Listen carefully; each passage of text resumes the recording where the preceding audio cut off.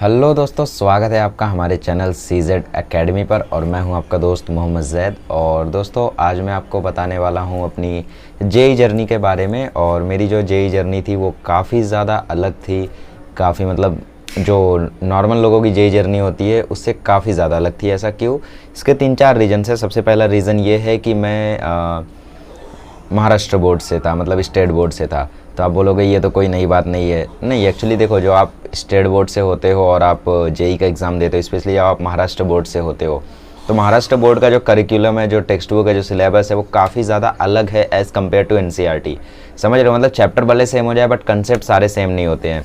तो मुझे मतलब जेई के लिए अलग से पढ़ना था, महाराष्ट्र बोर्ड के लिए अलग से पढ़ना था। और दूसरी बात कि मैंने मतलब ड्रॉप ईयर में कोटा गया था, 1 साल की प्रिपरेशन की थी। और बाकी मैं 11th-12th में बोर्ड्स की ही तैयारी की, ऐसा आप कह सकते हो। मतलब जेई की जो तैयारी थी वो सिर्फ नाम के लिए थी, ये भी आप कह सकते हो। तो काफ़ी ज़्यादा हट के है जेई जर्नी। आई होप आप लोगों को सुनने में काफ़ी ज़्यादा अच्छा लगेगा। और मैं कोशिश करूँगा कि मैं आप लोगों से हर एक डिटेल शेयर करूँ, कुछ भी मुझसे मिस ना हो जाए, है ना। और मैं कंक्लूज़न भी बताऊंगा। फिलहाल आज का वीडियो रहेगा हमारी 11th-12th की जर्नी के बारे में, मतलब जो बिगिनिंग थी जेई की वो कैसे हुई। और बिगिनिंग के बाद में आप लोगों को शायद इस वीडियो के 3 पार्ट बने, इस जर्नी के 3 पार्ट बने। आप बोलोगे इतना भी क्यों? तो पहला पार्ट जो हम लोगों का बनेगा वो बनेगा द बिगिनिंग का, दूसरा बनेगा द जर्नी, और तीसरा बनेगा हम लोगों का कंक्लूज़न। ठीक है। तो बेसिकली द जर्नी में हम लोग डिस्कस करेंगे अपने 12th में जब हम लोगों का जेई आया और जो ड्रॉप ईयर की जो जर्नी रही वो हम डिस्कस करेंगे। और कंक्लूज़न में हम ये डिस्कस करेंगे कि कोटा में ड्रॉप ईयर के बाद क्या फ़ायदा हुआ और क्या दिक्कतें हैं कोटा में। बाकी सारी चीज़ों के बारे में हम लोग डिस्कशन करेंगे। फ़िलहाल आज का वीडियो हम लोग शुरू करते हैं। आज हम लोग जाने वाले हैं समय में थोड़ा सा पीछे, और 11th में हम लोग आज जाने वाले हैं। और अब देखते हैं हम लोग कि 11th में कैसे मैंने अपनी प्रिपरेशन शुरू की। तो आप लोग जानते हैं मेरा ऑलरेडी एक यूट्यूब चैनल था, है ना। मैं अपने यूट्यूब चैनल को भी मैनेज कर रहा था। और बेसिकली मैं यूट्यूब चैनल पर ज़्यादा फोकस्ड था 11th-12th में, है ना। ड्रॉप ईयर में भले मैंने पूरी तरीके से छोड़ दिया था, बट 11th-12th में मैं पूरी तरीके से फोकस्ड था यूट्यूब चैनल पर। तो फिलहाल शुरू करते हैं अपनी जेई जर्नी को।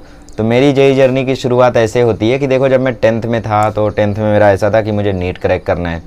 और इवन अभी भी कुछ टीचर्स मुझे कहते हैं कि तुम्हें नीट देना चाहिए था, बट ठीक है यार, अभी तो अपन एनआईटी में भी आ गए हैं। चलो, एक सरप्राइज़ यहाँ पे रिवील हो गया। तो कुछ टीचर्स मुझे आज भी कहते हैं कि तुम्हें नीट देना चाहिए था, बट ठीक है यार, मैंने जेई दिया, जेई मेन की तैयारी की, जेई एडवांस की तैयारी की, है ना।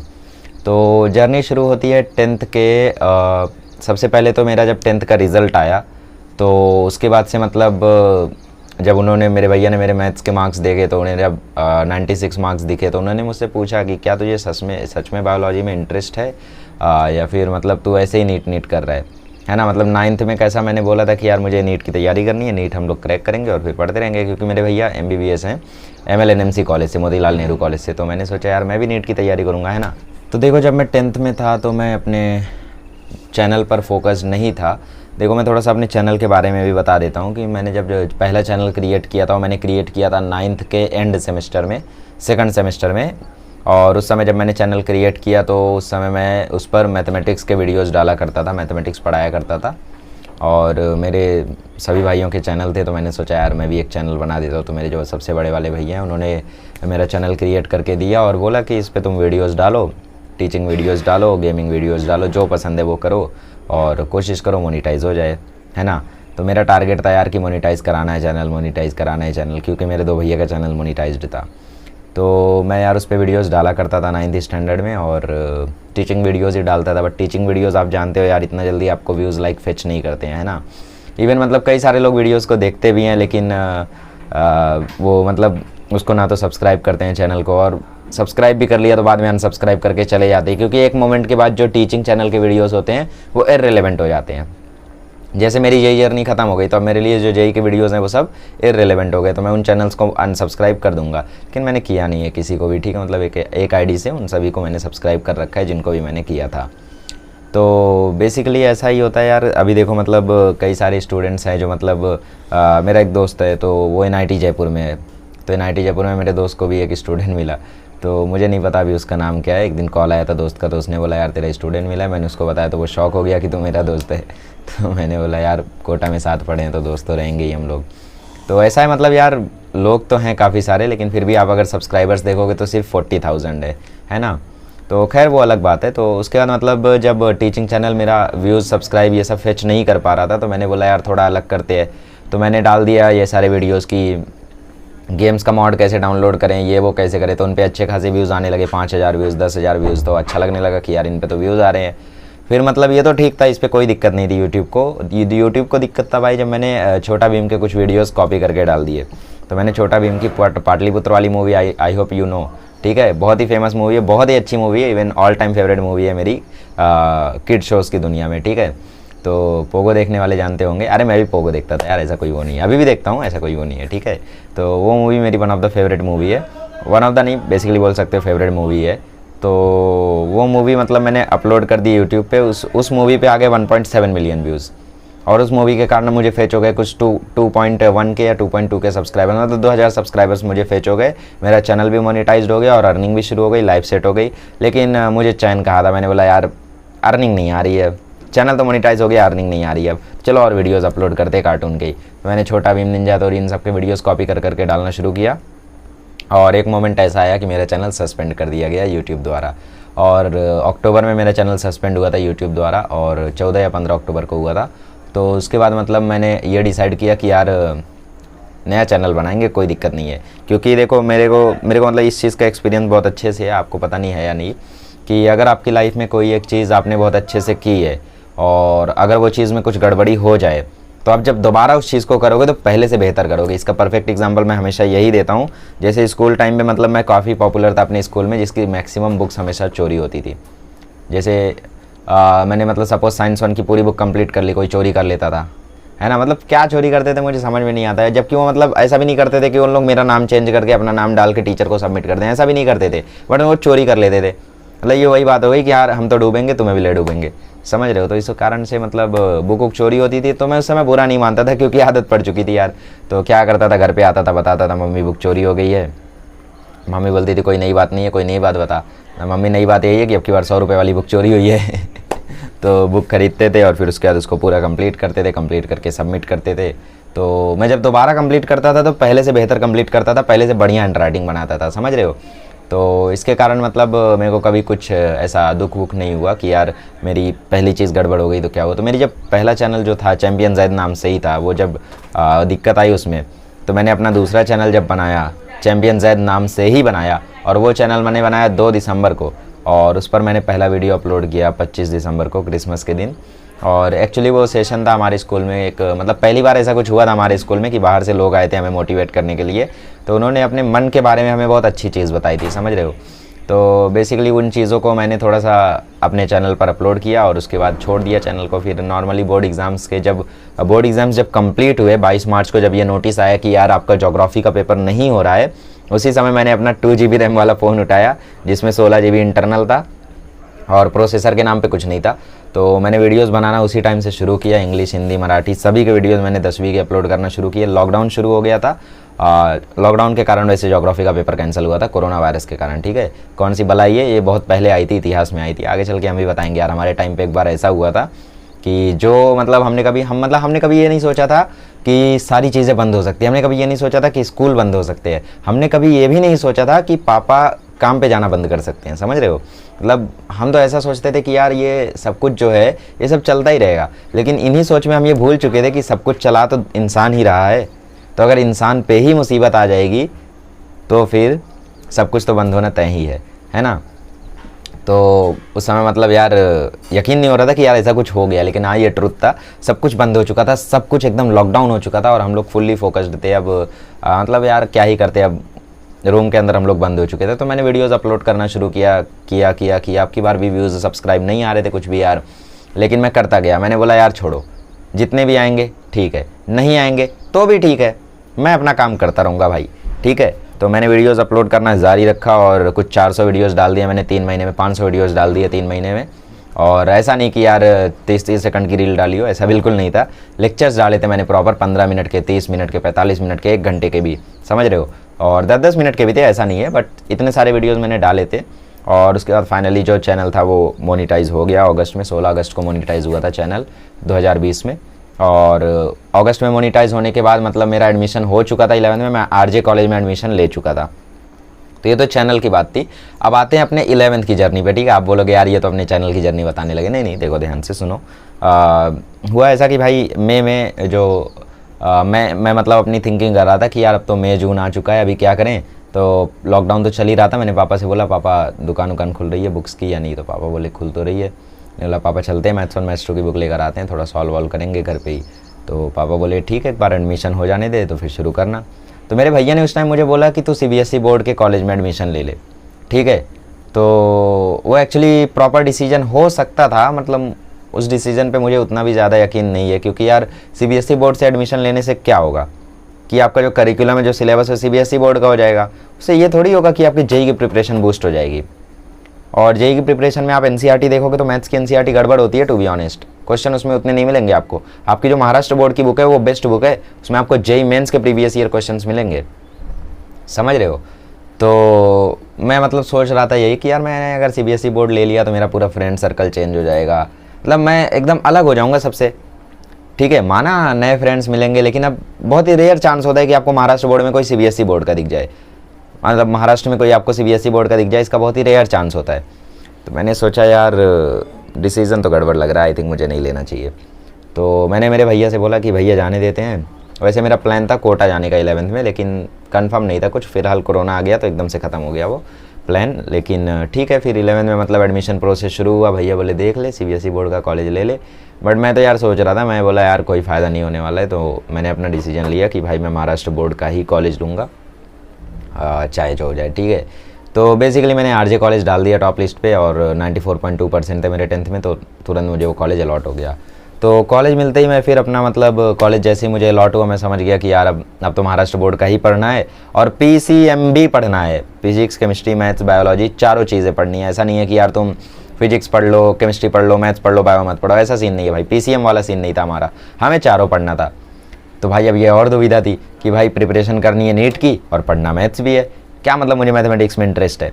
तो मेरे भैया आए फिर सितंबर में, तो भैया ने बोला कि यार एक IIT JEE का नाम एग्ज़ाम होता है, IIT JEE के नाम का एग्ज़ाम होता है, तो तेरे को पता है क्या कि मतलब मैथमेटिक्स में अगर तुम्हें इंटरेस्ट है तो तुम ये नीट वीट छोड़ के JEE की प्रिपरेशन करो। मतलब अभी तक तो यही चल रहा है घर में कि नीट की तैयारी करेगा और डॉक्टर बनेगा, ऐसा चल रहा है, ठीक है।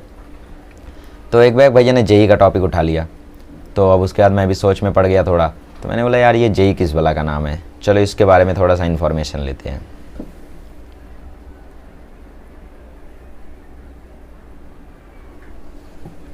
तो मैंने थोड़ा सा इन्फॉर्मेशन लेने के लिए सबसे पहला जो वीडियो देखा था वो अरविंद सर का वीडियो देखा था।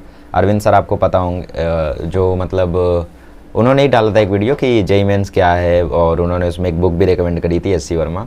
तो वो वीडियो मैंने देखा, और फिर आदर्श बर्नवाल सर के भी कुछ वीडियोस देखे, आदर्श बर्नवाल सर के कुछ वीडियो देखे, और उसमें भी मुझे मतलब थोड़ी इन्फॉर्मेशन पता चली। और फिर उसके बाद ये 2 वीडियोस देखने के बाद मैं श्योर हो गया कि यार अब तो मुझे JEE की तैयारी करनी है, क्योंकि मुझे बायोलॉजी में इंटरेस्ट नहीं है।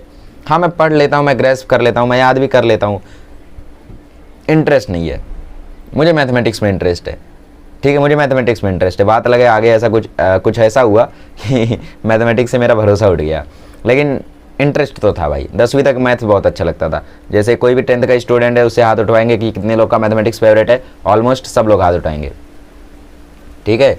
और मौसम यहाँ पे सुहाना हो चुका है, बारिश शुरू हो चुकी है, तो बढ़िया मौसम है यार, इसीलिए मैंने सोचा थोड़ी सी JEE जर्नी बता दी जाए अपनी। अच्छा लग रहा है यार ऐसे मौसम में। तो अगर आप 11th के स्टूडेंट से हाथ उठवाओगे कि आपका फेवरेट सब्जेक्ट क्या है, सब उठाएंगे मैथ्स। 12th के स्टूडेंट से पूछोगे तो फिर वो मैथमेटिक्स पे तो नहीं उठाएगा, फिजिक्स पे उठाएगा मैक्सिमम स्टूडेंट। तो उस समय तक तो मेरा फेवरेट मैथमेटिक्स था, तो मैंने बोला भैया मैथ्स मेरी जान है, मैं मैथ्स ही करूँगा, मैं IIT JEE ही करूँगा। तो भाई 11 में सितंबर आ चुका है और IIT JEE का कोई नामो निशान नहीं है। मैंने मैथ्स 1 मैथ्स 2 की टेक्स्ट बुक खरीदी, मैंने लेक्चर्स देखना शुरू किया और मैथमेटिक्स सॉल्व करना शुरू किया, और महाराष्ट्र बोर्ड की ही टेक्स्ट बुक खरीदी थी, और महाराष्ट्र बोर्ड में ही था ऑब्वियसली, तो वही बुक्स मैं सॉल्व कर रहा था। और टेक्स्ट बुक को सॉल्व करना शुरू किया तो कॉम्प्लेक्स नंबर से शुरू किया। मैंने बोला कॉम्प्लेक्स नंबर से शुरू करते हैं, मैथ्स 2 से शुरू कर दिया। बेसिकली मेरी गलती ये थी, मुझे मैथमेटिक्स 1 से शुरू करना चाहिए था 11 में, और मैथमेटिक्स 2 में पहला ही चैप्टर कॉम्प्लेक्स नंबर है, और उसमें इतने सारे क्वेश्चन है, 25 क्वेश्चन पहली एक्सरसाइज में है, और उनके सब क्वेश्चन है भाई, ऐसा नहीं 25 क्वेश्चन, सब क्वेश्चन भी है, किसी के 3, किसी के 5, किसी के 10, किसी के 12, ऐसा है। तो मैथमेटिक्स 2 के मैंने कॉम्प्लेक्स नंबर से शुरू किया। मैंने बोला आज तो 1.1 से लेके 1.2 तक तो उड़ा ही दूंगा, 1.3 तक उड़ा दूंगा। तो महाराष्ट्र बोर्ड के कुछ चैनल्स मैंने ओपन किए, दिनेश सर हो गए, पवन वाघ सर हो गए, तो इनके वीडियोस मैंने देखना शुरू किया। अब वीडियोस मतलब बहुत ज़्यादा लेंदी थे और 1.1 ख़त्म करने के लिए मतलब मैंने पहला पार्ट देखा, पहले पार्ट में 2 क्वेश्चन है, अगले पार्ट में 2-3 क्वेश्चन है, मतलब पहली एक्सरसाइज के अगर 6-7 पार्ट्स है तो फिर डिफ़िकल्टी तो हो गई। तो मैं यार यही चीज़ सोचता था कि यार अगर मैंने पढ़ाया ना कॉम्प्लेक्स नंबर या कोई और चीज़, मैं कम से कम टाइम में पढ़ाऊँगा। और आप देखोगे तो मैंने 2 घंटे में 1.1 पढ़ाया है, और आप कंपेयर कर लेना किसी भी चैनल से, ठीक है। तो मतलब फिर मैंने ऐसे मतलब कभी दिनेश सर के वीडियोस देखे, कभी पवन सर के वीडियोस देखे, कुछ मतलब कंटेंट दिनेश सर पे अवेलेबल है, कुछ पवन सर पे अवेलेबल नहीं है, तो खैर हमारे चैनल पे पूरा अवेलेबल है, ठीक है। तो ऐसा मतलब स्विच कर करके देखता रहा। 3-4 चैप्टर मैंने किए, मैथमेटिक्स प्रॉपर चल रहा था, मुझे सब कुछ समझ भी रहा था, बात अलग है कि बाद में याद नहीं रह रहा था, ठीक है। उसका रीज़न यही था क्योंकि क्वेश्चन सिर्फ मैं देखता था, ठीक है। बेसिक कंसेप्ट वो मतलब दिनेश सर तो बढ़िया बताते थे और पवन सर का भी बढ़िया था, ऐसा कोई वो नहीं है, बट मुझे कम समझ में आता था बेसिक कंसेप्ट वगैरह। तो मैंने बेसिक कंसेप्ट तो कुछ खास नहीं समझा, क्वेश्चन करता गया। तो कॉम्प्लेक्स नंबर तो मुझे आ चुका था, ट्रिग्नोमेट्री भी आ चुकी थी, एंगल एंड मेजरमेंट भी आ चुका था। मेरे को पी एंड सी बिल्कुल नहीं समझा था, परम्यूटेशन कॉम्बिनेशन बायनोमियल थ्योरम बिल्कुल नहीं समझा था।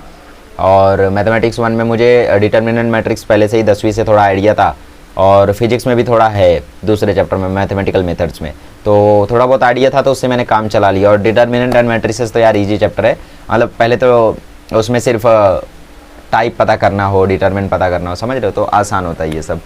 तो ये सभी के साथ फिर मैंने अपना जो प्रिपरेशन था वो जारी रखा, और प्रिपरेशन जारी रखते रखते मेरे कुछ 13-14 चैप्टर कंप्लीट हो गए जनवरी तक, ठीक है, मैथमेटिक्स के। और अब आते हैं जेई पे। अब जेई का मैं क्या कर रहा हूँ, तो मैंने अक्टूबर में बायजूस ऐप इंस्टॉल किया, और बायजूस ऐप इंस्टॉल करने के बाद मुझे मतलब लॉगिन करते ही फ़ोन्स आने लगे कि यार आप जेई की तैयारी कर रहे हो, आपका 10th में कितना परसेंट था। तो मैंने 10th का परसेंट बताया, तो वो एकदम खुश हो गए, वो समझ गए कि यार इस बंदे को तो हमें ज़रूर लेना चाहिए और ये ज़रूर अच्छा करेगा। तो फिर वो मुझे मतलब बोलने लगे कि आपको हम इतने रुपए में कोर्स दे देंगे, इतने रुपए में कोर्स दे देंगे, आप ज्वाइन करिए, आपको हम टैबलेट भी देंगे, ऐसा रहता है, बुक्स भी देंगे, बैग भी देंगे, सब कुछ रहेगा। तो फिलहाल रहता तो ऑनलाइन ही, बट कोरोना का पीरियड था और हमें यकीन था कि ये कोरोना 1.5 साल के पहले तो नहीं जाने वाला है, और जब तक जाएगा तब तक सब कुछ ख़त्म हो चुका होगा, तो करना तो ऑनलाइन ही है। तो अब ऑनलाइन करें तो कैसे करें। तो मेरा एक दोस्त था अरशद के भाई ने मुंबई में ही एक कोचिंग से पढ़ाई की थी, नेशनल्स कोचिंग से, और नेशनल्स कोचिंग जो थी वो काफ़ी पॉपुलर कोचिंग है हम लोगों के यहाँ की, मतलब अगर किसी को 11-12 की तैयारी करनी है तो वहीं पर जाते हैं। हम लोगों के एक सर भी थे फिजिक्स के, पवन सर, तो पवन सर भी वहीं से पढ़े थे, तो इस बात का हमें थोड़ा सा मोटिवेशन था कि यार हमारे फिजिक्स के जो इंस्पिरेशन है वो यार उसी कोचिंग से पढ़े हैं। तो ऐसा था। और जहाँ तक मैं 10वीं तक मैंने जहाँ पढ़ा था वहाँ पे मतलब मैंने सोचा कि यार शायद जेई की तैयारी उतनी अच्छी नहीं हो पाएगी, तो मैंने वहाँ ज्वाइन नहीं किया। बट फिलहाल महाराष्ट्र बोर्ड में आपको कहीं पर भी जेई की कुछ खास तैयारी नहीं मिलेगी। इसका रीज़न टीचर्स नहीं है, इसका रीज़न मैनेजमेंट नहीं है, इसका रीज़न खुद स्टूडेंट्स है, ठीक है।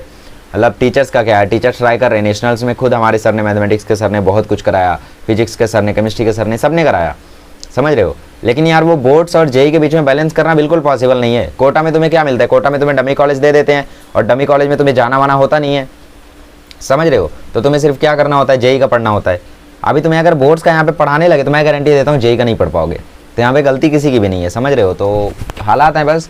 तो आप सोच रहे होगे कि यार मेरा कॉलेज कौन सा था, मेरा कॉलेज आरजे कॉलेज था, डमी कॉलेज नहीं था, बट फिर भी लॉकडाउन चल रहा था तो डमी ही समझो, ऑनलाइन लेक्चर्स होते थे, और आप तो जानते हैं ऑनलाइन लेक्चर कौन कितना सुनता है। ओके, तो ऑनलाइन लेक्चर मैं कभी ज्वाइन करता था, कभी नहीं ज्वाइन करता था, अटेंडेंस का भी कोई ऐसा वो नहीं था, तो ज्वाइन कर लिया, चलो स्पीकर ऑफ करके रख दिया, ठीक है, ऐसा मतलब बहुत सारी दिक्कतें थी। तो मैं कभी ज्वाइन करता था, कभी नहीं करता था। और नॉर्मली मैं अपना जो वीडियोस था उसका काम कंटिन्यू रखा था, चैनल पे वीडियोस बनाता था मैं शाम को 4 बजे से 8 बजे तक, ठीक है, 8 बजे तक 9 बजे तक, जब तक काम ना हो जाए तब तक मैं बनाते रहता था। और चैनल का जो वीडियोस था वो तो चल रहा था। सितंबर का महीना, अक्टूबर का महीना चल रहा है, बाजूस से मेरे को फ़ोन आ रहा है कि यार आप ज्वाइन कर लो, आप ज्वाइन कर लो। मैंने भैया से पूछा, भैया क्या मैं ज्वाइन करूँ। भैया ने बोला यार अनअकैडमी ज्वाइन कर लो, अनअकैडमी बहुत अच्छा प्लेटफॉर्म है। तो मैंने बोला हाँ यार, तो मैंने अनअकैडमी खोला, उधर 36,000 में मिल रहा है दोनों साल का कोर्स। तो मैंने बोला अरे भैया तो 36,000 में ही 2 साल का दे रहे हैं, उनका प्राइस तो इससे ज़्यादा ही है, डबल से भी ज़्यादा है। तो उन्होंने डबल से थोड़ा कम किया, ठीक है। जब मैंने उनसे बताया कि अनअकैडमी पे तो इतने का मिल रहा है, मतलब वो चाहते थे कि मैं किसी तरीके से ज्वाइन कर लूँ, बट मैं तो यार तैयार ही नहीं था ज्वाइन करने के लिए। तो मैंने बोला यार क्या किया जाए अब भैया। तो भैया ने बोला देख तू अनअकैडमी ज्वाइन कर, ठीक है, बिकॉज बायजूस पे तेरे को लेक्चर्स की रिकॉर्डिंग मिलेगी, अनअकैडमी पे तेरे को लाइव लेक्चर्स चलेंगे, तुझे कोई भी दिक्कत है तू पूछ सकता है उनसे।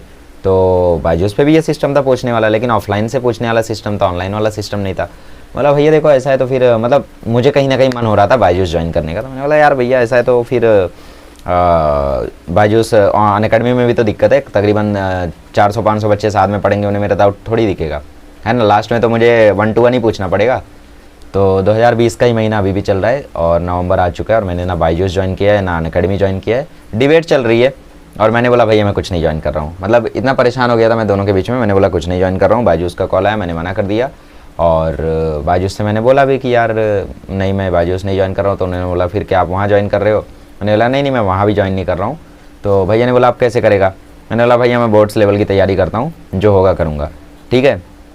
तो नवंबर दिसंबर ऐसा महीना चलता गया और कई सारे स्टूडेंट्स भी थे उस समय। तो चैनल पर भी मैं काफ़ी ज़्यादा फोकस कर रहा था, मीटिंग भी ऑर्गेनाइज़ करता था मैं वीक में एक बार, जूम मीटिंग्स, और वहाँ पर भी कई सारे स्टूडेंट्स से मैं इंटरेक्ट करता था, ठीक है। और उसी समय मतलब पवन सर ने मुझे रिकमेंड किया कि तुम कुछ बुक्स खरीद लो।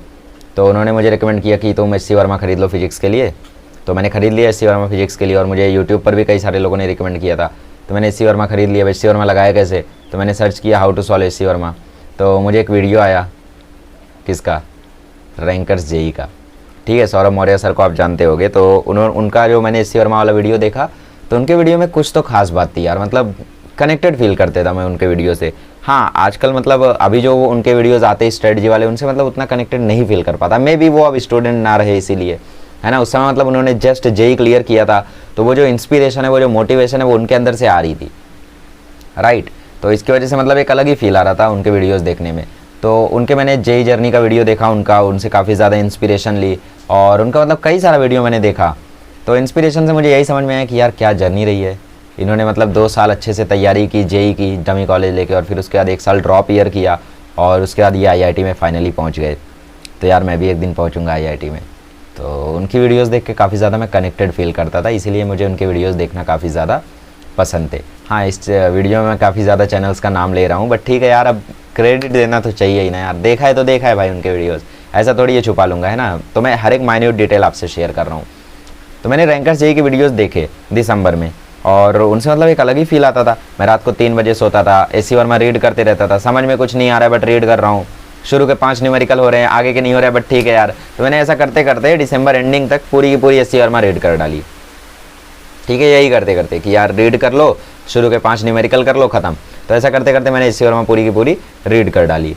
अब इसके बाद मैंने पापा को बताया, पापा एस.सी. वर्मा का पार्ट 1 मैंने रीड कर लिया। भैया को भी बताया। तो बाद में यार मुझे समझ में आया कि यार मैंने रीड तो कर लिया बट मेरे से क्वेश्चन तो बन ही नहीं रहे अभी भी। तो मुझसे जो क्वेश्चन नहीं बनते थे मैं उन क्वेश्चन का सॉल्यूशन सर्च करता था। जैसे काइनेमेटिक्स में जो क्वेश्चन नहीं बना मैं उनके क्वेश्चन का सॉल्यूशन सर्च करता था। अब यार उस पर्टिकुलर क्वेश्चन का तो सॉल्यूशन आ जा रहा है, लेकिन उस पर्टिकुलर क्वेश्चन के पीछे जो कंसेप्ट है वो तो मुझे नहीं समझ रहा है ना। तो इसकी वजह से मैं अगर उस समय वो क्वेश्चन कर ले रहा हूँ देख के, उसके बाद मैं क्वेश्चन नहीं कर पा रहा हूँ।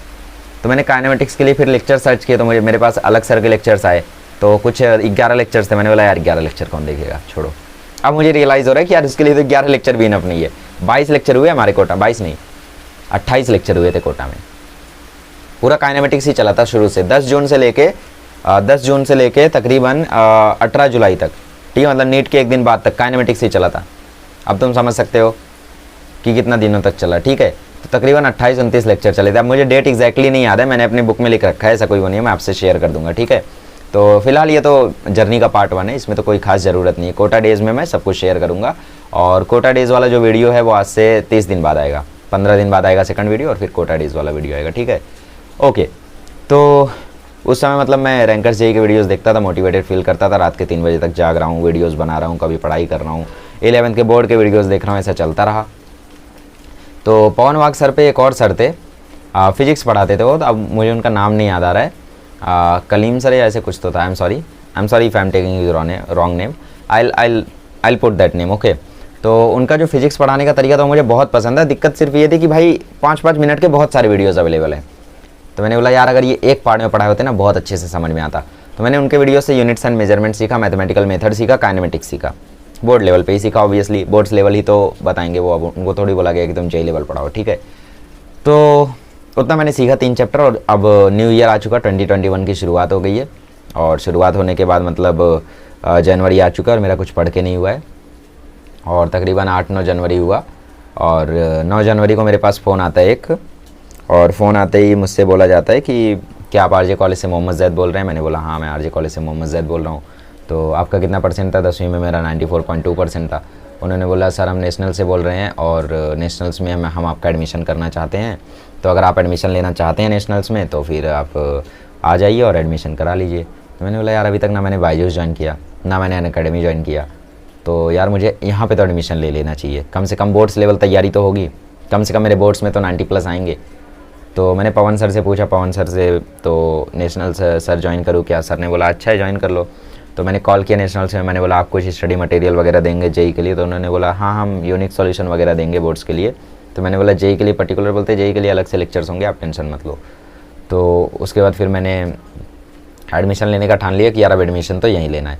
तो उन्होंने बोला आप डेमो लेक्चर बैठ जाइए। तो डेमो लेक्चर में जो पहला लेक्चर हुआ वो हुआ बायोलॉजी का।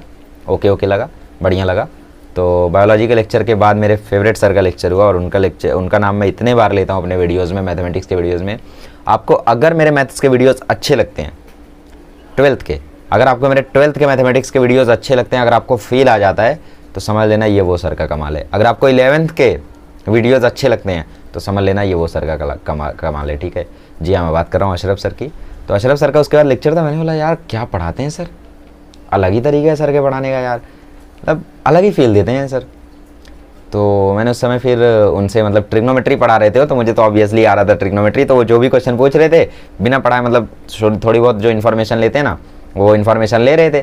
तो उन्होंने पूछा साइन थीटा क्या होता है, मैंने बोल दिया 1 कोसेक थीटा। मतलब 10th की नॉलेज तो यार पीक पर थी, क्योंकि मैं पढ़ा भी रखा था 2 बार, एक बार पढ़ा फिर 2 बार पढ़ा भी रखा है, तो यार पीक पर थी मेरी 10th की नॉलेज। तो मैं फटाफट बोले जा रहा हूँ सब कुछ। सर ने बोला कुछ तो गड़बड़ है, ये बच्चा पढ़ा हुआ लग रहा है। सर ने पूछा चल अच्छा बता साइन 22 डिग्री क्या होता है? मैं बोला 1/√2। सर ने बोला बेटा पकड़े गए, 1/√2 नहीं होता, -1/√2 होता है। फिर भी सर ने बोला कि मुझे लग रहा है तुम ऑलरेडी पढ़े हुए हो, लेकिन तुम्हारे कंसेप्ट अच्छे से क्लियर नहीं है। तुम पढ़े हुए हो लेकिन फिर भी तुम थोड़े से कन्फ्यूज़न में हो। नहीं सर टाइपिंग मिस्टेक हो गई थी, तो ये इतना अजीब बहाना बनाया तो यार सर तो पहचान ही लेते। तो सर ने बोला अच्छा। तो मतलब फिर उस समय मैंने फिर अपनी मतलब अशरफ सर का लेक्चर देखने के बाद मैंने ठान लिया कि यार अब एडमिशन तो इसी कोचिंग में लेना है, कम से कम मेरा मैथ्स पीक पर चला जाएगा। तो मैंने उसी कोचिंग में एडमिशन लिया। मैं 10 जनवरी को गया, डॉक्यूमेंट्स वगैरह जमा किए, जेई के लेक्चर चल रहे थे और जो वहाँ के ओनर हैं उस कोचिंग के वो सर हमें जेई के लेक्चर्स ले रहे थे, हाइपरबोला, पैराबोला, एलिप्स और बाकी चीज़ें पढ़ा रहे थे। तो वो सर हमें पढ़ा रहे थे और उन्होंने मतलब फार्मूला वगैरह बताया, x² upon a² + y² upon b² = 1। अब मुझे समझ में ही नहीं आ रहा है, मैं बोल रहा हूँ क्या चल रहा है। तो मैंने मैम से बात की, शीला मैम से बात की कि मैम क्या चल रहा है, ये तो मुझे समझ ही नहीं आ रहा है। मैम ने बोला कोई टेंशन नहीं है, पूरा हम रिपीट करेंगे, आप बिल्कुल टेंशन मत लो। तो सब कुछ रिपीट होना शुरू हुआ, कॉम्प्लेक्स नंबर रिपीट हुआ, ट्रिग्नोमेट्री रिपीट हुआ, क्योंकि मेरे ही साथ बहुत सारे स्टूडेंट्स ने एडमिशन लिया था। बहुत ही कम स्टूडेंट थे जिन्होंने पहले से एडमिशन ले रखा था। तो 2 साल की फ़ीस जो थी वो काफ़ी मतलब ऑफलाइन के हिसाब से तो कम की लग गई। और मैंने उनसे पूछा जेई का क्या रहेगा, तो मैम ने बोला टेंशन मत लो, हम आपका सब कुछ करवा देंगे। मैंने बोला मैम मुझे जे एडवांस करना है, तो मैम ने बोला ठीक है जेई मेंस के बाद हम जे एडवांस के भी लेक्चर लगा देंगे आपके लिए और आप कर लेना। ठीक है, मुझे क्या पता था कि यार जेई मेंस ही नहीं होने वाला मुझसे। तो इस तरीके से मैंने अपनी ऑफलाइन कोचिंग ज्वाइन की। ऑफलाइन कोचिंग ज्वाइन करने के 5-6 दिन बाद मुझे फिर से बायजूस से कॉल आता है और बायजूस का कॉल मैंने पिक किया। तो वहाँ से शायद आप कोई सीनियर ऑफिसर बोल रहे थे, शुरू में तो किसी और से ही मेरी बात हो रही थी। तो उन्होंने मुझसे बोला कि आपने ज्वाइन नहीं किया कोर्स, हम तो इतने कम प्राइस में आपको ऑफ़र कर रहे थे, इतने कम प्राइस में तो हम किसी को ऑफ़र नहीं करते हैं, आपके 10th का स्कोर देख के हमने इतना कम प्राइस रखा था। तो मैंने बोला हाँ सर, लेकिन मैंने अभी ऑफलाइन कोचिंग ज्वाइन कर ली है। तो उन्होंने बोला कहाँ ज्वाइन किया आपने, एलन कोटा या फिर एलन मुंबई या फिर कोई और कोचिंग ऐसी? तो नहीं सर एक कोचिंग दूसरी ज्वाइन की है। तो मैंने उस कोचिंग का नाम बताया उन्हें, नेशनल्स। तो उन्होंने बोला ये कोचिंग तो मतलब कोई वो ही नहीं है। तो बोला नहीं सर हमारे यहाँ पर है। तो उन्होंने बोला तुम्हें क्या लगता है तुम इस कोचिंग में जाके जेई क्रैक कर लोगे, तुम्हें लगता है? तो उस समय मतलब काफ़ी बुरा लगा मुझे कि यार वो ऐसा बोल रहे हैं। और ये बोलने का रीज़न ये था क्योंकि वो फ्रस्ट्रेट हो चुके थे कि यार इस बंदे से हम इतनी बात कर चुके हैं, इतने कम में ऑफ़र कर चुके हैं और ये बंदा उसके बाद भी नहीं ले रहा है हमारा कोर्स। उन्होंने बोला जेई जैसा प्रेस्टिजियस एग्ज़ाम तुम लोकल कोचिंग में रह के कर लोगे? तो उस समय मैंने बोला सर अब ज्वाइन कर लिया, अब क्या कर सकते हैं? तो सर ने बोला अभी भी टाइम है, एडमिशन वहाँ से कैंसिल करा के हमारा कोर्स ले लो। तो अब तो मेरा दिमाग ख़राब हो चुका था, मैंने कॉल कट कर दिया फिर। तो उसके बाद फिर मैंने भैया से बोला कि भैया ऐसा बोल रहे थे। तो बोलते वहाँ पे तो गारंटी नहीं है, बाजूस में 1000 बच्चा थोड़ी जाता होगा, बाजूस में 10,000 बच्चे जाते होंगे, सिलेक्शन कितनों का तो होता है 100-200 का। तो गारंटी तो कहीं नहीं है, गारंटी तो कोटा में नहीं है, गारंटी तो कोटा में भी नहीं है कि कोटा में तुमने ये कोचिंग ज्वाइन कर लिया, ये कर लिया तो तुम्हारा एडमिशन हो ही जाएगा। गारंटी तो कहीं नहीं है ना। तो मैंने फिर मतलब बोला ठीक है यार, ज्वाइन कर लिया कोचिंग को तो ठीक है। अब कोचिंग ज्वाइन करने के बाद मुझे प्रेशर फील हुआ पहली बार, क्योंकि टेस्ट में आ रहा था mechanical properties of solid, thermal properties of matter और मैथमेटिकल मेथड। केमिस्ट्री में आ रहे थे 3 चैप्टर और मैथ्स में भी आ रहे थे 3 चैप्टर। मैथ्स के तीनों चैप्टर मुझे अच्छे से आते थे। टेस्ट ऑनलाइन ही था, लेकिन हाँ चीटिंग वगैरह हम लोग नहीं करते थे टेस्ट में। हाँ कॉलेज में ऐसा लगता था कि यार ये एग्ज़ाम जो है इस पर मार्क्स मिलने वाले हैं 11th में, तो उस पर्टिकुलर एग्ज़ाम के लिए हम लोग दोस्तों में मतलब ग्रुप बना लेते थे कि यार चल ठीक है बता दे इसका। लेकिन कोचिंग में ऐसा कुछ वो नहीं था। तो मैंने बोला ठीक है यार अब क्या किया जाए। तो अब शुरू हुई मेरी असली प्रिपरेशन 2021 फरवरी से, जब पहला टेस्ट आने वाला था। 7 फरवरी या 8 फरवरी को उनका पहला टेस्ट था, मतलब मेरा। तो शीला मैम का मुझे कॉल आया, मैम ने बोला ये तो तुम्हारा पहला टेस्ट है, प्रिपरेशन वगैरह है या नहीं, या फिर तुम पहला टेस्ट नहीं दे रहे हो। ऐसा कोई वो नहीं है, तुम टेस्ट नहीं देना चाहो तो नहीं भी दे सकते हो, हम कोई वो नहीं करते, तो तुम प्रिपरेशन के हिसाब से करो अपना। तो मैंने बोला नहीं मैम मैं टेस्ट दे रहा हूँ, मेरी प्रिपरेशन ठीक है। मैंने बोला मैम ने बोला कि मुझे तुमसे यही उम्मीद थी। तो मैं बिल्कुल ही रेडी था टेस्ट के लिए। और उसके बाद फिर रेस शुरू हुई। अब रेस में क्या हुआ कि भाई मैंने रियलाइज़ किया कि भाई जनवरी ख़त्म हो चुका है और मेरा पढ़ के क्या हुआ है। फिजिक्स में 3 चैप्टर, वो भी मैं भूल चुका हूँ, बोर्ड्स लेवल पे पढ़ा है। केमिस्ट्री में 1 chapter, some basic concept of chemistry. Chemistry के लिए मैंने बहुत चैनल सर्च किए, कोई चैनल मुझे अच्छा नहीं लगा। मतलब जो भी पर्टिकुलर नेम आप जानते हो, जितने भी चैनल्स के, सभी के वीडियोज़ मैंने देखे। मतलब इतने लोकल वीडियोज़ भी मैंने देख डाले थे। क्या मतलब मेरे चैनल भी लोकल है, हाँ उनके भी कुछ मेरे जितने ही सब्सक्राइबर थे, तो मैंने उनके वीडियोस भी देखे। उनके वीडियोस भी मुझे अजीब लगे। मैंने बोला यार क्या चल रहा है, क्यों नहीं समझ में आ रहा है कुछ। तो यार मैं एकदम दुविधा में फंस गया था कि यार मेरे को तो कुछ समझ में ही नहीं आ रहा है केमिस्ट्री का। केमिस्ट्री में तो बहुत दिक्कत हो रही है। मैंने भैया से बोला भैया केमिस्ट्री नहीं समझ रही है। भैया ने बोला जेई वालों को केमिस्ट्री हल्का होता है, टेंशन वाले। भैया को ये लगा कि यार मुझे मतलब एक होता है बिल्कुल ना समझना और दूसरा होता है कि कोई समझाने वाला ना मिलना। तो भैया को लगा बिल्कुल ना समझने वाले कैटेगरी में आता ही है। तो बेसिकली मेरी कैटेगरी वो थी कि यार कोई अच्छा समझाने वाला नहीं मिल रहा था। ठीक है, कोई समझाने वाला मिलता तो बिल्कुल समझता। तो अब तो दुविधा शुरू हुई यार। मैंने बोला अब क्या किया जाए यार, अब मैं क्या करूं। अब तो मैं बिल्कुल फंस चुका हूँ, टेस्ट आने वाला है, मेरी कोई प्रिपरेशन भी नहीं है। तो मैंने सर्च किया मैकेनिकल प्रॉपर्टीज ऑफ सॉलिड्स। फिर से अलग सर का वीडियो आया। ये वही अलग सर हैं जिनका मैंने मतलब 11 वीडियो देखा और मैंने बोला काइनेमेटिक्स के लिए 11 वीडियो है तो यार बहुत ज़्यादा है, मैं तो ये वीडियो नहीं देखूंगा, मैं तो भाई कोई और वीडियो देख लूँगा बोर्ड लेवल का। अब उनका मैंने जब मैकेनिकल प्रॉपर्टीज ऑफ सॉलिड देखा तो उसमें 5 ही लेक्चर था। तो बोला हाँ यार ये तो देख सकते हैं। And that was the time when I fail in love with the teaching of अलग सर। मतलब उनको बहुत सारे लोग पता नहीं क्या क्या आप करते रहते हैं, मुझे नहीं पता, लेकिन भाई तुम बार बार ये चीज़ भूल जाते हो कि यार एक टाइम पे वो क्या थे हमारे लिए, स्पेशली हमारी बैच के लिए। तो उस समय तो अलग सर अकेले ही पढ़ाया करते थे अपने चैनल पे। और मैंने फिर शुरू किया मैकेनिकल प्रॉपर्टीज ऑफ सॉलिड पढ़ना। ठीक है, थोड़ा टाइमलाइन आगे पीछे हो सकता है ये फरवरी नहीं जनवरी का केस हो, चलो जनवरी का केस मान लो। ठीक है, तो मैकेनिकल प्रॉपर्टीज ऑफ सॉलिड उन्होंने पढ़ाना शुरू किया और मैंने बोला यार क्या पढ़ाते हैं सर। और वो पहली बार था कि मैंने कोई न्यूमेरिकल अपने आप से सॉल्व किया अलग सर से पढ़ने के बाद, समझ रहे हो। तो मैंने मैकेनिकल प्रॉपर्टीज ऑफ सॉलिड पूरा का पूरा कंप्लीट किया और मुझे एक एक चीज़ आ गई उसमें। फिर उन्होंने थर्मल प्रॉपर्टीज ऑफ मैटर शुरू किया, पूरा कंप्लीट कर दिया। और पता है कितने दिनों में? 4 घंटे में। मैकेनिकल प्रॉपर्टीज ऑफ सॉलिड मैंने सिर्फ 4 घंटे में पूरा पढ़ा। मैं 2x पे लेक्चर देखता था, हमेशा मैं 2x पर मूवी भी देखता हूँ। मूवी भी देख रहा हूँ ना 2x पे। हाँ मेरी कुछ फेवरेट मूवीज़ है जिनको मैं 1x पे देखता हूँ, और कुछ बहुत ही ज़्यादा पसंदीदा मूवीज़ हैं उनको मैं 0.75x में देखता हूँ।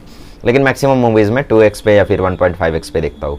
ठीक है, रेयरली कोई मूवी ऐसी होगी जिनको मैंने 1x पे देखा होगा, रेयरली। हाँ अमिताभ बच्चन की कुछ मूवीज़ देखी हैं, शाहरुख खान की कुछ मूवीज़ देखी हैं 1x पे। छोड़ो तो बात की बात है, व्लॉगिंग चैनल पर डिस्कशन करेंगे। ठीक है, तो उस समय मैंने मतलब लेक्चर वगैरह कंप्लीट किया।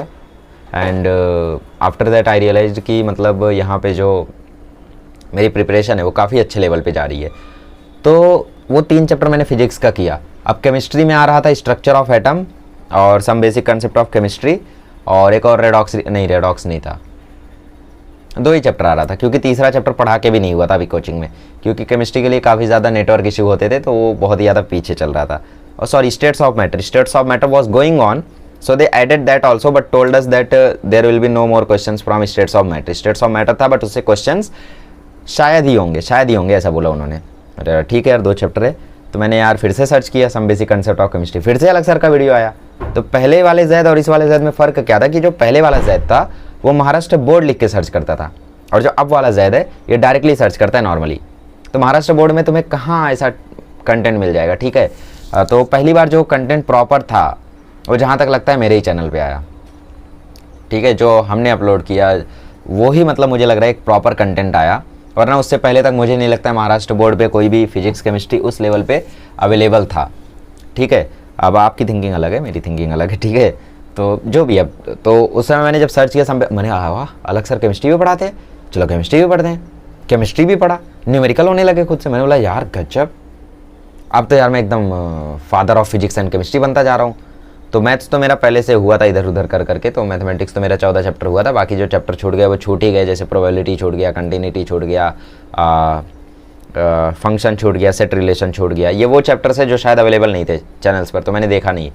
और मैथ्स 1 में मेरा पता नहीं क्या क्या छूट गया। खैर, फिर तो मैंने ये 2 ही 4-5 चैप्टर्स देखे अलग सर के। उसके बाद क्या हुआ, उसके बाद अलग सर के चैनल पे लॉन्च हुई page series, if you remember. और पेज सीरीज़ में जो फिजिक्स वाले सर थे, Rohit sir, he is still my favourite sir. मतलब क्या पढ़ाते थे वो फिजिक्स, समझ रहे हो, क्या मतलब फील दे देते थे वो पढ़ाते समय। तो मज़ा आता था उनके वीडियोस देखने में, रियली। मतलब कह सकते हो आप लोग कि उस तरीके का फिजिक्स मैंने कभी पढ़ा नहीं था एक्चुअली, उस तरीके का फिजिक्स। ठीक है, अलग सर से पढ़ा था ऑब्वियसली, अलग सर अच्छा पढ़ाते हैं, लेकिन जब रोहित सर पढ़ाते तो एक अलग ही कनेक्शन फील होता था। तो मैंने फिर काइनेमेटिक्स हो गया, लॉज ऑफ मोशन हो गया, ग्रेविटेशन हो गया, ये सब मैंने अलग सर का छोड़ के मैंने रोहित सर का वीडियो देखा इसके लिए। ठीक है, और पेज सीरीज़ चलती रही। मैंने केमिस्ट्री का कोई वीडियो नहीं देखा पेज सीरीज़ से। केमिस्ट्री के लिए मैं अलग सर के वीडियोज़ देखा करता था, केमिकल बॉन्डिंग हो गया, स्ट्रक्चर ऑफ एटम हो गया, है ना। तो अलग सर के वीडियोस देखता था, अलग सर के ही नोट्स बनाता था। और उसके बाद फिर मैं अपने चैनल पर भी, जब मैं 12th में गया तो जब मैंने अपने चैनल पर भी अपलोड किया तो मेरे पास नोट्स वही थे, इसलिए आप देखोगे तो कई सारी चीज़ें सिमिलर आप पाओगे अलग सर के वीडियोज़ और मेरे वीडियोज़ में। ठीक है, बट फिर भी मैं कोशिश करता था कि थोड़े ज़्यादा क्वेश्चन करा दें, थोड़े एडवांस क्वेश्चन करा दें, है ना। और बाकी थ्योरी तो वही है। ठीक है, तो उस समय तक सब कुछ चलता रहा और मार्च तक मतलब ऐसा हो गया था कि मेरा फिजिक्स 50% हो गया था, केमिस्ट्री अभी भी कुछ भी नहीं हुआ था। ठीक है, सब बेसिक कंसेप्ट ऑफ केमिस्ट्री तो आसान चैप्टर है, दूसरा चैप्टर भी आसान है, इंट्रोडक्शन टू एनालिटिकल केमिस्ट्री, तो ये तो हो गया मेरा, बट बाकी कुछ भी नहीं हुआ था मेरा, मैथमेटिक्स हो गया था। ठीक है, अब मार्च आ चुका था, तो उस समय रैंकर्स जेई पर एक वीडियो आता है कि अपना बैकलॉग कैसे क्लियर करें, तो उसमें एक सर ने एक नंबर भी दिया, तो नंबर नेम तो मुझे याद नहीं आ रहा है उनका, तो उस नंबर पर मैंने व्हाट्सएप किया, तो उन्होंने बोला कॉल करो, हम आपको प्रॉपर मेंटरशिप देंगे। सो मैंने उनसे बोला कि यार मेंटरशिप की इसमें क्या ज़रूरत है, मैंने बोला यार मेंटरशिप की क्या ज़रूरत है, बट फिर भी एक बार कॉल करके पूछ लेता हूँ कि आखिर उनके इस मतलब मेंटरशिप में क्या क्या चीज़ है। तो मैंने कॉल किया तो उसमें प्राइस थोड़ा ज़्यादा बता रहे थे, मतलब मेरे हिसाब से ज़्यादा बता रहे थे। तो क्या मतलब 100 रुपये में मेंटरशिप दे दे, नहीं मतलब फिर भी यार ज़्यादा ही था। तो मैंने उनसे फिर फ़ोन पर ही पूछ लिया कि सर मेरे इतने इतने बैकलॉग्स हैं, मैं क्या करूँ, कैसे करूँ, मेरा पूरा केमिस्ट्री छूट रखा है। तो सर ने बोला बेटा कोई बात नहीं है, तुम्हारे अंदर कम से कम जुनून तो है, तुम्हारा मन तो कर रहा है पढ़ने का, 16-16 घंटे पढ़ो, 22-22 घंटे पढ़ो, 24 घंटे पढ़ो, लेकिन पढ़ो, क्या मतलब धूप हो रही है। ठीक है, तो मैं ये अपना 12th की जर्नी जहाँ से स्टार्ट होती है वहाँ तक बता के वीडियो ख़त्म करता हूँ। ठीक है, तो उन्होंने बोला बेटा तुमसे जितना होता है उतना करो, तुम 16 घंटा पढ़ रहे हो, तुम 18 घंटा पढ़ो। तो मैंने अपना जर्नी फिर कंटिन्यू रखा, मैंने लॉज ऑफ मोशन कंप्लीट किया, एक और बार देखा, फ्रिक्शन कंप्लीट किया और इलेक्ट्रोस्टैटिक कंप्लीट किया। मतलब आरजी सर के तो मैंने फिजिक्स के सारे वीडियोस देखे ही थे पेज सीरीज़ के। तो उस समय मतलब फिर मैंने ऐसा पढ़ा के, ऐसा पढ़ के फिर मतलब शाम में पढ़ाता था, दिन में पढ़ता था, रात में पढ़ता था। और फिर उसके बाद मैंने केमिकल बॉन्डिंग कंप्लीट किया, स्ट्रक्चर ऑफ एटम कंप्लीट किया। ऐसा करते करते मतलब एंड तक, अप्रैल एंडिंग तक हमारे क्लासेस में जब 12th शुरू होने वाला था उस समय मेरा 11th पूरा कंप्लीट हो गया। अब क्लासेस में ऐसा नहीं है कि उन्होंने 11th पूरा पढ़ा दिया, ऑब्वियसली यार जनवरी से अप्रैल के बीच में 3 महीने में तुम पूरा 11th कैसे पढ़ा सकते हो, क्या मतलब मैंने 12th पढ़ा दिया 3 महीने में, नहीं, अरे मैथ ही पढ़ाया 25 दिन में यार, फिजिक्स केमिस्ट्री तो लगेगा यार 6-7 महीना। ऐसा इसीलिए क्योंकि टाइम नहीं, वरना पढ़ा देता वो भी। ठीक है, तो फिर मतलब पढ़ाना तो एक अलग बात है, पढ़ना भी तो चाहिए स्टूडेंट। अब उनकी मर्जी होती तो वो और लेक्चर रख सकते थे, वो सुबह 8 बजे से लेके 1 बजे तक लेक्चर रखते थे 5 घंटा, और शाम को भी 4 घंटा लेक्चर रखते थे। इससे ज़्यादा क्या कर सकते हो, 9 घंटा 24 में से 9 घंटा हम लेक्चर ऑलरेडी देख रहे हैं, इससे ज़्यादा वो क्या कर सकते थे बताओ। और आप समझ सकते हो फिर मतलब ये 9 घंटा लेक्चर के अलावा मैं अलग सर के भी वीडियोस देखता था और अपने भी वीडियोस रिकॉर्ड करता था। तो आप समझ ही सकते हो यार कि किस लेवल का मेरे ऊपर प्रेशर बना था, लेकिन भाई अलग ही मज़ा आ रहा था उस समय लाइफ का। और वो जो मैंने मेहनत की थी 11th के एंडिंग में अपना बैकलॉग कवर करने के लिए, वो मेहनत ना तो मैंने कोटा में की, ना तो मैंने 12th में की। ठीक है, पता नहीं कैसा जुनून था, वो छा गया था बस, तो ठीक है जो भी है। तो उस समय मैंने मतलब 11th के देखो फिजिक्स के कौन कौन से चैप्टर कर लिए। और हमारे जो महाराष्ट्र बोर्ड है उसकी खासियत क्या है कि अगर आपका 11th बर्बाद भी हो जाता है कोई दिक्कत नहीं है। क्यों पता है, क्योंकि जब आप रोटेशन मोशन पढ़ोगे तो आपके काइनेमेटिक्स का रिवीजन हो जाएगा और लॉज ऑफ मोशन का भी कुछ हद तक रिवीजन हो जाएगा। जब आप इलेक्ट्रोस्टैटिक पढ़ोगे आपसे ग्रेविटेशन का रिवीजन हो जाएगा, और जो इलेक्ट्रोस्टैटिक 11th में है उसी का कंटिन्यूएशन 12th में है। तो मैक्सिमम टीचर पहले 11th का ग्रेविटेशन पढ़ाते हैं, फिर 12th का शुरू करते हैं। या 12th का भी डायरेक्टली शुरू कर दिया तो कूलम्स लॉ कहीं ना कहीं तो आ ही जाएगा, पढ़ाई देते हैं कहीं ना कहीं वो तो, ठीक है। गॉस लॉ कहीं ना कहीं पढ़ाई तो देते हैं। तो 11th का इलेक्ट्रोस्टैटिक 12th में आ ही जाता है, गलती से जानबूझ के आ ही जाता है। 11th का करंट इलेक्ट्रिसिटी 12th में आ ही जाता है ना। 11th का मैग्नेटिज्म 12th में आ ही जाता है। 11th का सेमीकंडक्टर 12th में आ ही जाता है। 11th का कम्युनिकेशन सिस्टम 12th में आ ही जाता है। तो आप अपने फिजिक्स के जो चैप्टर्स देखोगे ना, उसमें से बहुत ही रेयरली ऐसे चैप्टर मिलेंगे, जैसे एक लॉज ऑफ मोशन हो गया, ठीक है। तो लॉज ऑफ मोशन प्रॉपर तो नहीं कर पाओगे आप, लेकिन हाँ कुछ हद तक कर ले जाओगे। जैसे रोटेशनल डायनेमिक्स में सेंटर ऑफ मास वाला कंसेप्ट आएगा, तो वहाँ पे थोड़ा सा पढ़ाना तो ज़रूरी होता है लॉज ऑफ मोशन, ठीक है। बट कुछ टीचर्स नहीं भी पढ़ाते, दैट्स ओके। और उसके बाद जब मैकेनिकल प्रॉपर्टीज ऑफ फ्लूइड पढ़ाएंगे तो उसमें से कुछ नहीं आएगा। काइनेटिक थ्योरी ऑफ गैस जब पढ़ाएंगे तो आपको 11th का स्ट्रक्चर ऑफ एटम रिवाइज हो जाएगा। डुअल नेचर ऑफ एटम पढ़ाएंगे तो आपको स्ट्रक्चर ऑफ एटम रिवाइज हो जाएगा। तो ऐसा वो नहीं है। हमारे महाराष्ट्र बोर्ड की खासियत यही है कि यहाँ पे अगर आपका 11th बर्बाद भी होता है तो 12th में आप कवर अप कर सकते हो काफ़ी हद तक, समझ रहे हो। तो इस तरीके से मतलब मुझे उतना ज़्यादा दुख तो नहीं था कि यार कुछ चैप्टर रह गए, और मेरे कितने चैप्टर हुए थे वो मैं बता देता हूँ। देखो मैथ्स 1 में अगर मैं बात करूँ, प्रोबेबिलिटी छूट गई थी, ठीक है, पूरी छूट गई थी। 11th की प्रोबेबिलिटी पूरी छूट गई थी। कॉनिक सेक्शन पूरा छूट गया था, ठीक है। बस मैथ्स 1 में ये 2 चैप्टर मेरे पूरे छूट गए थे। मैथ्स 2 में बात करें तो मेरा फंक्शन पूरा छूट गया था, सेट रिलेशन पूरा छूट गया था, और कंटिन्यूटी पूरा छूट गया था, ठीक है। 3 चैप्टर पूरे छूटे हैं अभी तक। बायनोमियल थ्योरम पूरा छूट गया था, परम्यूटेशन कॉम्बिनेशन पूरा छूट गया था। 5 चैप्टर छूट चुके हैं। पढ़ा था लेकिन कुछ नहीं आ रहा है बाद में। बायनोमियल थ्योरम के नोट्स बनाए, कुछ नहीं आ रहा है बाद में। तो permutation combination, binomial theorem, set relation, function, continuity, इतने चैप्टर मेरे छूट गए थे। बाकी डिफरेंशिएशन क्लासेस में सर ने करा दिया था, दिक्कत नहीं थी। लिमिट्स भी सर ने करा दिया था तो दिक्कत नहीं थी। लिमिट्स मतलब गजब पढ़ाया था सर ने। आप मेरे लिमिट्स के लेक्चर देखोगे ना, one of the best lectures हैं ऑन यूट्यूब एवर, ठीक है, बोर्ड्स लेवल पे। अब यार जेई लेवल पे जाओगे तो यार तो तुम फिर तो लीजेंड आदमी फिर तो तुम, ठीक है। तो उस दौरान मैं नेहा मैम के भी कुछ वन शॉट्स देखा करता था। कॉम्प्लेक्स नंबर का वन शॉट कभी देख लिया, कभी सीक्वेंस सीरीज़ का वन शॉट देख लिया, कभी सीक्वेंस सीरीज़ का वन शॉट देख लिया। तो यार कुछ कुछ आसान क्वेश्चन आते थे तो थोड़ा सुकून आता था दिल को कि यार जेई में भी आसान क्वेश्चन आते हैं। अब हाँ वो अलग बात थी कि यार मोटिवेट करने के लिए मैम वो क्वेश्चंस डाला करती थी। सुबह सुबह उठ रहे हैं, कभी कभी 7 बजे नेहा मैम का कुछ लाइव स्ट्रीम चल रहा है, चले गए भाई देखने, रैंडमली पढ़ाई कर रहे हैं जेई की। बट हाँ बोर्ड लेवल पे एक प्रॉपर चल रहा था। तो मैथ्स में मेरे ये इतने चैप्टर छूट गए थे, 7 चैप्टर। इनको मैंने 12th में आने के बाद पढ़ाने के लिए अशरफ सर को मैंने बोला कि सर ये पढ़ा दीजिए, थोड़ा मतलब चैनल वैनल है, थोड़ा पढ़ाना है। तो उसकी वजह से मतलब सर ने पढ़ाया फिर, तो उस तरीके से हुआ। और जेई की बात करें तो जेई का कोई भी लेक्चर नहीं हुआ था। जेई के लिए कुछ भी नहीं पढ़ाया गया था 11th में हमें कोचिंग में, बोर्ड्स लेवल की कोचिंग में। तो उसके बाद फिर मैंने मतलब अपना जर्नी जो था वो कंटिन्यू रखा। फिजिक्स में मेरे कुछ चैप्टर छूटे थे, हालांकि फिजिक्स में मेरा ग्रेविटेशन छूटा था। मैंने पढ़ा था लेकिन कुछ प्रॉपर नहीं समझा था। उसके बाद मेरा और क्या छूटा था, ग्रेविटेशन छूटा था, और करंट इलेक्ट्रिसिटी छूटा था। इलेक्ट्रोस्टैटिक भी उतना खास नहीं समझा था, और सेमीकंडक्टर छूटा था, और मैग्नेटिज्म खैर थ्योरी बेस्ड है, फालतू चैप्टर है, नहीं करता तो भी चलता। तो मेनली आप बोल सकते हो 4 चैप्टर छूटा था। बट इलेक्ट्रोस्टैटिक 12th के साथ कवर हो गया, ग्रेविटेशन 12th के साथ कवर हो गया, करंट इलेक्ट्रिसिटी 12th के साथ कवर हो गया, और एक और चैप्टर था ना ग्रेविटेशन, नहीं अभी जो भी सेमीकंडक्टर 12th के साथ कवर हो गया। तो ये सब मेरे ऐसे चैप्टर छूटे थे जो 12th के साथ कवर हो गए। सबसे बड़ी बात ये थी कि मैंने लॉज ऑफ मोशन इतने बार पढ़ लिया था कि कोई दिक्कत ही नहीं हुई, ठीक है।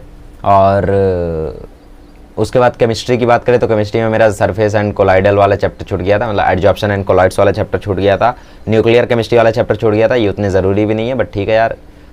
सरफेस केमिस्ट्री में 12th में ये कवर अप हो गया। न्यूक्लियर केमिस्ट्री में वही चीज़ें जो डुअल नेचर ऑफ एटम और बाकी चीज़ों में है, और ये सब छूट गया था। मतलब ऑर्गेनिक केमिस्ट्री हो गई थी। ऑर्गेनिक केमिस्ट्री मैंने पेज सीरीज़ की थी पंकज सर से, और उसके बाद कोचिंग में भी अच्छा पढ़ाया गया। कोचिंग में भी चल रहा था तो कोचिंग में मैं पढ़ के जाता था। उसके बाद थोड़ा मतलब शाइनिंग करता था मैं कि यहाँ पे रेजोनेंस है, यहाँ पे रेजोनेंस नहीं है। तो ऑर्गेनिक केमिस्ट्री काफ़ी हद तक मेरी 11th की हो गई थी, और हाइड्रोकार्बन छूट गया था हालांकि, और बाकी सब कुछ हो गया था। तो आई होप आप लोगों को समझ में आ गया होगा कितने चैप्टर मेरे 11th से छूट गए महाराष्ट्र बोर्ड से। और बाकी हमें रोटेशन, मोशन, SHM ये सब 11th में नहीं था, 12th में था वो सब, तो हमें टेंशन लेने की ज़रूरत नहीं थी। तो बेसिकली जो हार्ड चैप्टर्स है ना वो 12th में। हाँ एक बहुत ही भारी चैप्टर का नाम मैं मिस कर रहा हूँ, ऑप्टिक्स। रे ऑप्टिक्स हमें 11th में है और उसका कोई बैकअप नहीं है 12th में। तो रे ऑप्टिक्स आज भी मुझे नहीं आता है, आज भी मुझे रे ऑप्टिक्स नहीं आता है। मैंने कोटा में भी नहीं सीखा, कोटा में मतलब सिखाया नहीं गया बेसिकली। तो रे ऑप्टिक्स मुझे आज भी नहीं आता, बट मेरे पास कोटा के नोट्स अवेलेबल है, मॉड्यूल अवेलेबल है, तो दिक्कत नहीं है, सीख लूँगा कुछ टाइम और पढ़ा दूंगा, ठीक है। तो रे ऑप्टिक्स को तो मैं कभी कवर अप नहीं कर पाया। कोचिंग में पढ़ाया गया, 42 दिन लेक्चर चला, इसलिए एक दिन क्या हुआ वो मुझे दूसरे दिन समझ में नहीं आया। ठीक है, तो बेसिकली इस तरीके से सारी चीज़ें चलती रहीं और इसी के साथ मई आ गया और फिर मई में हम लोगों का 12th का जो प्रिपरेशन था वो शुरू हुआ। अब ये 12th की जो बातें थी, प्रिपरेशन थी, ये मैं अगले वीडियो में करूँगा। वैसे भी अब यहाँ पे थोड़ी सी धूप हो रही है, तो बारिश तो हो रही है थोड़ी बहुत, लेकिन यार अब शाम को वीडियो बनाएंगे। शाम को भी बारिश होगी, तो तेज़ बारिश जब भी होगी तो कैमरा लेके आ जाऊँगा और वीडियो बनाएंगे हम लोग। ठीक है, तो बेसिकली जो नेक्स्ट पार्ट है वो 7 दिन या 10 दिन बाद आ जाएगा आपको। तो एक्चुअली मैं मुंबई जा रहा हूँ ये इस मंथ के एंडिंग में, तो मैं चाह रहा हूँ कि मुंबई से मैं थोड़ी जो मेमोरीज़ हैं वो भी मैं अपने साथ पिकअप कर लूँ, उनके फ़ोटोज़ ले लूँ ताकि मैं आपको दिखा सकूँ।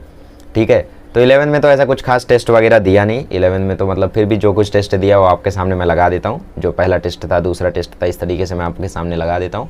आप यहाँ पे चेकआउट कर सकते हो।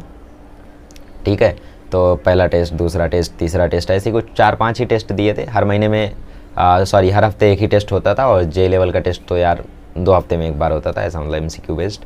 तो जो भी है इस तरीके से जो जर्नी थी वो चलती थी। सैटरडे छुट्टी होती थी, संडे टेस्ट होता था, मंडे टू फ्राइडे क्लास चलती थी, ऐसा हमारी कोचिंग का प्लान था। तो सैटरडे संडे में और वीडियोस बना लिया करता था चैनल के लिए। ठीक है, तो मैंने अभी तक ना चैनल छोड़ा है ना 11th बर्बाद किया, मेरा 11th पूरा सेफ़ है। और जो तुमसे बोलते हैं कि 11th बर्बाद किया था, 12th भी आधा बर्बाद किया था, जेई क्लियर कर लिया, गलत बोलते हैं, ऐसा कोई पॉसिबल नहीं है। ड्रॉप ईयर में किया होगा। ठीक है, तो 11th इस तरीके से मैंने बर्बाद होने से बचा लिया और इसी के साथ जो मेरा 11th था वो यहाँ पे फुल स्टॉप लग गया। 11th में मैंने पूरा सिर्फ 11th का ही 10th का ही पढ़ाया था चैनल पे। अब जब मेरा मई में 12th शुरू हो रहा है तो मैं मई में अपनी एक चैनल पे नई रेवोल्यूशन शुरू कर रहा हूँ जिसमें मैं पढ़ाने वाला हूँ 11th। तो ये जर्नी और भी ज़्यादा रोमांचक है, और भी ज़्यादा बढ़िया है, इसमें और भी ज़्यादा आपके लिए मेरे पास चीज़ें हैं। ठीक है, तो नेक्स्ट वीडियो में मिलेंगे तो मैं आपको बताऊँगा अपने 12th की जर्नी के बारे में और 12th में जो जेई के एग्ज़ाम्स हुए उनके बारे में। और जब थर्ड वीडियो की बारी आएगी तो उसमें मैं आपको बताऊँगा कोटा डेज़ के बारे में और कॉन्क्लूज़न में। ठीक है, कोटा डेज़ मेरे लिए काफ़ी ज़्यादा हार्श रहे थे, डिफ़िकल्ट से भरे रहे थे, मेंटली काफ़ी ज़्यादा परेशान हुआ मैं कोटा में।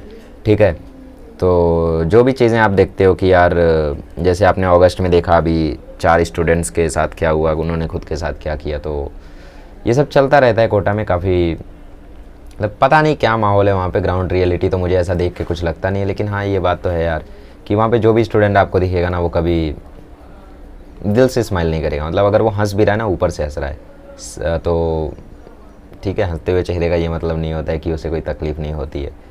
तो ऐसा मतलब सीन रहता है कोटा में। खैर ये कोटा डेज़ में मैं डिस्कस करूँगा थर्ड वीडियो में। तो फिलहाल तो मैं इस वीडियो को यहीं पे स्टॉप करता हूँ। ये मेरी थी पूरी 11th की जर्नी, कैसे शुरू हुई। मैंने बोर्ड्स लेवल कोचिंग ज्वाइन कर ली है, समरी बता देता हूँ। रैंकर्स जेई से मोटिवेशन लेके, इंस्पिरेशन लेके मैं आगे बढ़ा। फिजिक्स वाला सर के वीडियो से मेरा ये फिजिक्स और केमिस्ट्री बर्बाद होने से बचा। पेज सीरीज़ से मेरा फिजिक्स बचा और पंकज सर से थोड़ा केमिस्ट्री बचा। अलग सर का मेनली पार्ट मेरा केमिस्ट्री वाले पार्ट में था। फिजिक्स के मैंने उनके कम वीडियोस देखे हैं, जैसे मैकेनिकल प्रॉपर्टीज ऑफ सॉलिड देख लिया, थर्मल प्रॉपर्टीज ऑफ मैटर देख लिया, है ना, और ग्रेविटेशन भी देखा, बट ज़्यादा वीडियोस थे तो कुछ खास समझा नहीं। और फिर उसके बाद मैंने उनका और तो कोई वीडियो मैंने उनका नहीं देखा उस केस में। ठीक है, इस तरीके से फिर मेरा एंडिंग आया, तो मैंने अपना 11th जो था वो काफ़ी हद तक बचा लिया था। मैथ्स में कुछ खास जेई लेवल नहीं किया था, नेहा मैम के कुछ 1 शॉट देखे थे, बट आप जानते हो 1 शॉट कितने काम के होते हैं ना। तो इस तरीके से मेरा फिर जो जर्नी था 11th का वो ख़त्म हुआ। अब मई का महीना आ गया था 2021 का, और अब शुरू होने वाला था हम लोगों का 12th। और जो 11th का था वो हम लोगों का ऑनलाइन हो के कॉलेज का रिजल्ट भी आ चुका था। तो 91% आए थे मेरे 11th में, का कोई वो नहीं है, मीनिंग नहीं है। वो बेसिकली वो क्या कर रहे थे, जैसे आपको 10th में 95 मिला है तो आपको 11th में 93 दे रहे हैं, 10th में आपको 98 मिला है तो आपको 11th में 96 दे रहे हैं। मतलब किसी का भी ऐसा नहीं था कि उनको 10th में ज़्यादा मिला हो और 11th में उससे ज़्यादा मिल गया हो। जैसे 10th में 86 मिला है तो 11th में 90 मिल गया हो, ऐसा किसी के साथ नहीं था। तो बेसिकली जितने भी उन्होंने टेस्ट लिए सब कुछ फालतू थे, उनका कोई कुछ खास सेंस नहीं था। बेसिकली जो वाइवा हुआ कैमरा ऑन करवा के उसका ही सेंस था। तो वाइवा तो मैंने एकदम प्रॉपर दिया था यार, क्योंकि मेरा रोल नंबर काफ़ी आखिरी में आता था। मेरा रोल नंबर था 349 और शुरू होता था 301 से। तो 48 बच्चों का मैं सुन रहा हूँ जब, तो सबसे मैं सुन रहा हूँ कि यार उनका क्या चल रहा है, इनका क्या चल रहा है, इनसे क्या पूछ रहे हैं, उनसे क्या पूछ रहे हैं। तो एक ही क्वेश्चन वो रिपीट किए जा रहे थे, तो मैंने समझ लिया कि यार यही क्वेश्चन मुझसे भी पूछा जाएगा, बता दिया, सब कुछ बता दिया। इसी के साथ 11th की जर्नी खत्म हुई, 91% आए।